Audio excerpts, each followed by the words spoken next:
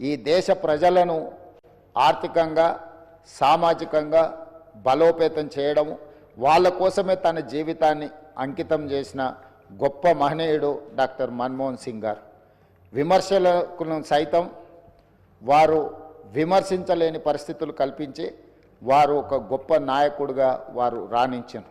ఈ తరం ఎవరినైనా ఆర్థిక విషయాలలో కానీ రాజకీయపరమైన అంశాలలో కానీ ఎవరినైనా ఆదర్శంగా తీసుకోవాలి అని అంటే మొదటి స్థానంలో ముందు వరుసలో ఉండేది డాక్టర్ మన్మోహన్ సింగ్ గారు అధ్యక్ష.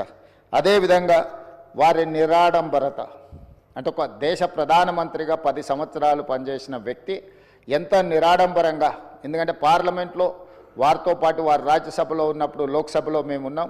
ఒక ధర్నా కార్యక్రమంలో నేను, పెద్దలు ఉత్తమ్ కుమార్ రెడ్డి గారు, కోమటిరెడ్డి వెంకటరెడ్డి గారు వారితో పాటు ధర్నా కార్యక్రమంలో కూర్చున్నాడు. వారు వచ్చి మా మధ్యలో మాతో పాటు కూర్చొని ఈ ప్రజాస్వామ్యాన్ని పరిరక్షించాలి, ప్రభుత్వాలు ఆధిపత్యం చెలాయించడమో పెత్తనం చెలాయించడానికి చట్టాలను వినియోగించుకోవడాన్ని వ్యతిరేకిస్తూ మాలాంటి మొదటిసారి పార్లమెంట్ సభ్యులైన మాతో పాటు కూడా అక్కడికి వచ్చి నిరసన కార్యక్రమంలో కూర్చొని వారు ప్రజాస్వామ్యం పట్ల ఎంత విశ్వాసంతో ప్రజాస్వామ్యాన్ని పరిరక్షించాలన్న లక్ష్యంతో ఏ విధంగా పనిచేసినరో వారితో పాటు ఆ రోజు ధర్నాలో పాల్గొనడం అనేది నాకైనా, పెద్దలు ఉత్తమ్ కుమార్ రెడ్డి గారికైనా, కోమటిరెడ్డి వెంకటరెడ్డి గారికైనా జీవితకాలం గుర్తుండిపోయే సంఘటన అధ్యక్ష.